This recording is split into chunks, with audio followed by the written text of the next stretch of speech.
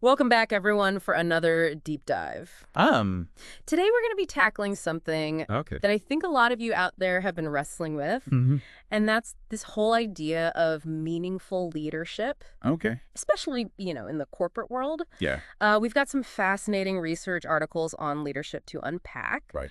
plus a really cool study of the U.S. steel industry's evolution. Interesting. And I think you're going to find some really surprising insights here. I think you're right. What's really interesting is how leadership studies themselves Mm-hmm. have shifted focus over time. Oh, yeah. How so? Well, they used to be all about the meaning-making power of leaders. Yeah. How they inspire people, Right. create a shared sense of purpose. Like You those big charismatic figures we always hear about. Exactly. Yeah. Okay. But then at some point, the emphasis swung more towards economic performance, Really? profits efficiency, the bottom line. Oh, so it's all about shareholder value now. Yeah. Exactly. And quarterly earnings. Yeah. It makes you wonder, though, has the pursuit of profit just totally overshadowed the pursuit of purpose? Mm-hmm.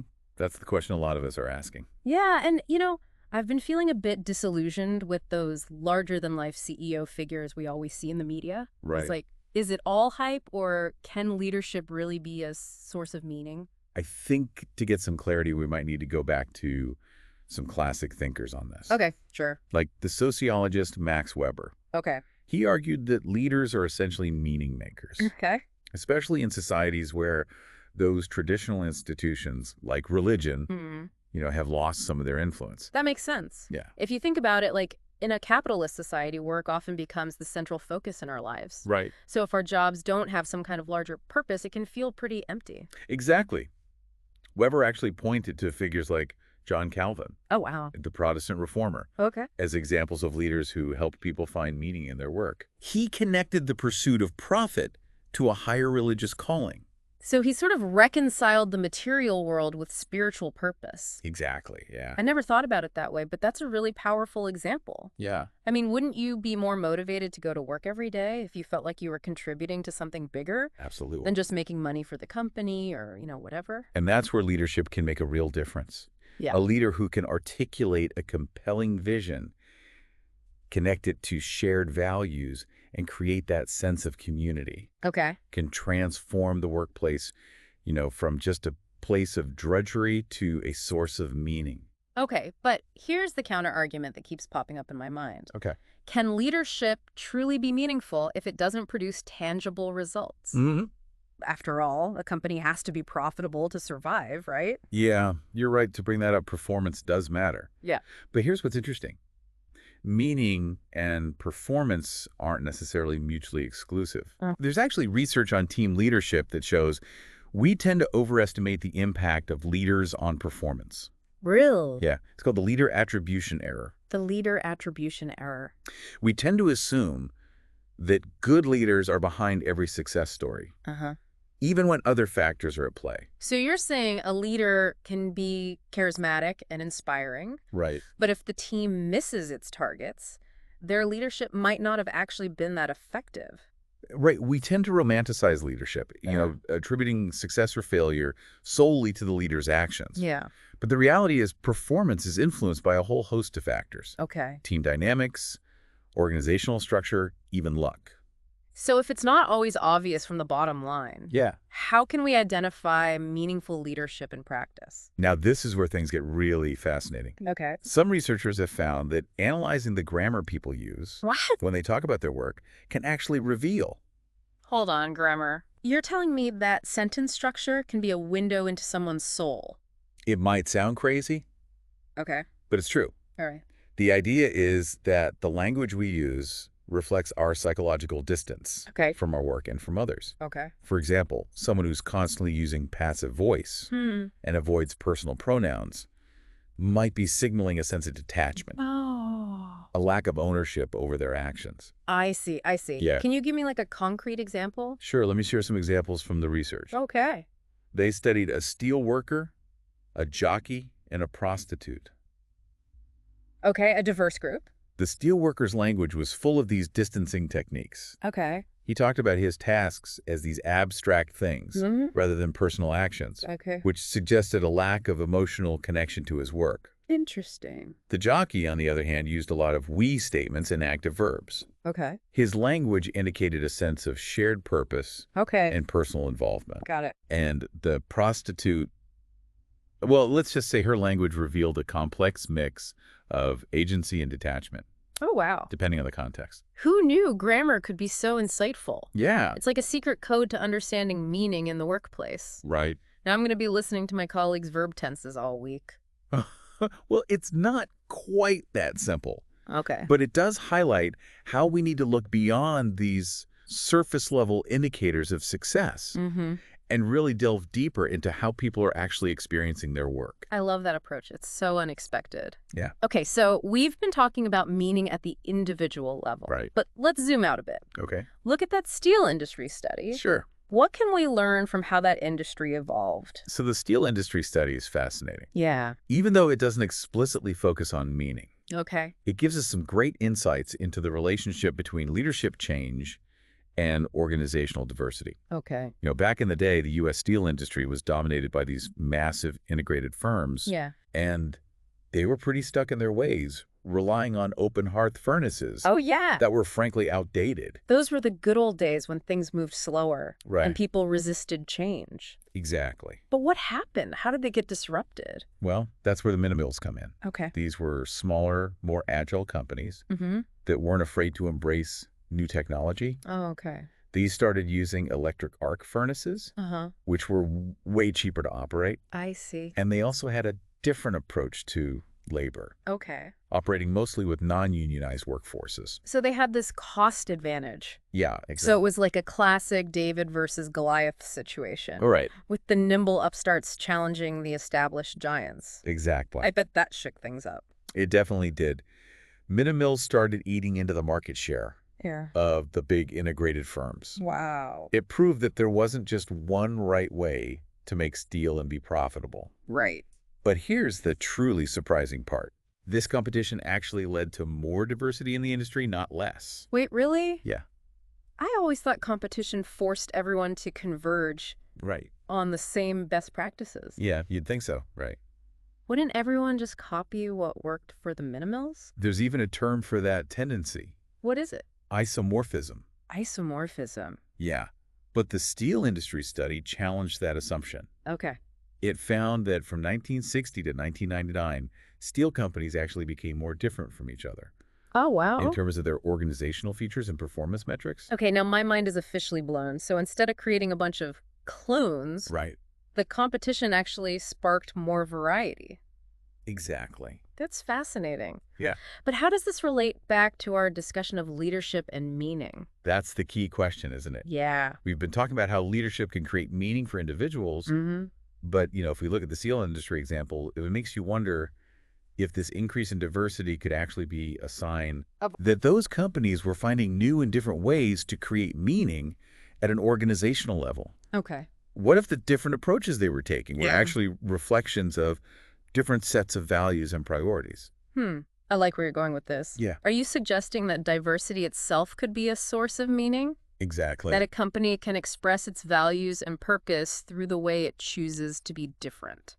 Exactly. Yeah. Imagine a world where there's not just one dominant model of success, but a multitude of approaches, each reflecting different values and priorities. Okay. That would make for a much richer and more meaningful landscape for everyone, don't you think? I'm with you there. It's like each company could find its own unique way to contribute to the world. Right. And think about what that would mean for employees. Instead of feeling like cogs in a machine, they could actually be part of something that aligns with their own personal values. Exactly. It's like finding your tribe, not just within a team, but within an entire industry. Yeah. And for customers, this diversity would mean more choice, more innovation, and ultimately products and services that resonate more deeply with their needs and values. Okay, I'm convinced this kind of diversity is a good thing. Good. But let's bring it back to leadership. Yeah. How can leaders actually foster this kind of meaningful diversity? Yeah. It seems like a real challenge, especially in the corporate world where there's so much pressure to conform. You're right. It's not easy. Yeah.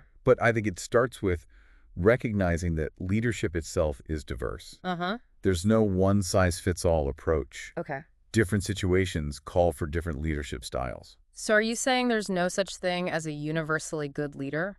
Wow. Doesn't that make it even harder to figure out what we should be looking for? Well, there are certain qualities that are generally associated with effective leadership, Okay. like integrity, vision, and the ability to inspire. Okay. But the way those qualities are expressed can vary widely depending on the context. That makes sense. A leader who thrives in a fast-paced startup might not be the right fit for a large bureaucratic organization. Right. And even within the same company, different teams might need different kinds of leadership. Absolutely. A sales team might need a leader who's really charismatic and outgoing, Right. while a research team might benefit from someone who's more analytical and detail-oriented. So how can leaders adapt their style to different situations? It sounds like a real balancing act. It definitely is. It takes a high degree of self-awareness, the ability to read the room, and a willingness to be flexible. Okay. And maybe even more importantly, a good dose of humility. Humility, you mean admitting that they don't have all the answers? Exactly. Oh. The best leaders are those who recognize their own limitations Yeah. and are willing to empower others to contribute their unique talents and perspectives. Okay. They create space for others to lead too. You know, this reminds me of something we were talking about earlier. What's that? The leader attribution error. It seems like we often give leaders too much credit or too much blame for a team's success or failure. It's a trap we all fall into. Yeah. We love to personalize leadership, focusing on the individual traits and actions of the leader rather than acknowledging all the complex factors that contribute to outcomes. So how can we avoid that trap? How can we view leadership in a more nuanced and realistic way? I think it starts by shifting our focus from the individual to the system. Okay. Instead of asking what makes a great leader, we should be asking what conditions enable effective leadership. I like that it's a more holistic approach Right. that takes into account the environment, the team, the organizational culture, all of it. Right, and it opens up new possibilities for understanding how leadership can be cultivated and supported within organizations. Okay, so we've explored the meaning of leadership, Right. the importance of diversity, and the dangers of oversimplifying leadership. Yeah. It's been a great discussion, but now I want to get practical. What are some concrete steps that leaders can take to create a more meaningful and purpose-driven workplace? What can they actually do? That's a great question. I think first and foremost, leaders need to articulate a compelling vision Okay. that goes beyond just profits and shareholder value. Right. This vision should connect to a deeper purpose, Okay. something that resonates with employees' values and aspirations. So it's about painting a picture of a better future that people actually want to be a part of. Exactly. And it has to be more than just words. Right. It needs to be reflected in the company's actions, its culture, and how it treats its employees. Right. Like if you say you value work-life balance, but then expect everyone to be available 24/7, Yeah, your employees are going to see right through that. absolutely. Actions speak louder than words, always. Yeah. So once that vision is established, Okay. leaders need to create a structure that actually supports it.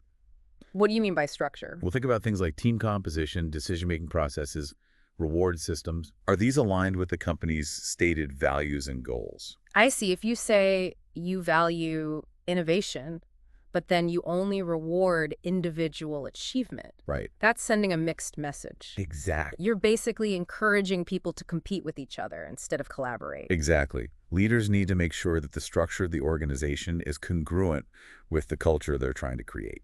And what about coaching? I've had some great managers who were amazing coaches and some who were, well, less so. Yeah. How can leaders provide guidance and support without micromanaging? That's such an important skill. I think the key to effective coaching is to focus on enabling team performance Okay. rather than dictating solutions. Okay. It's about asking the right questions, providing resources, and creating a safe space for experimentation and, yes, even failure. So it's more like being a facilitator than a director. Exactly. And it's also important to be mindful of timing. Okay. There are certain moments in a team's life cycle when coaching is most impactful, Okay. like during periods of transition or when facing a new challenge. This is all making so much sense. It's like we're peeling back the layers of leadership and revealing the intricate mechanisms beneath. That's what I love about this topic.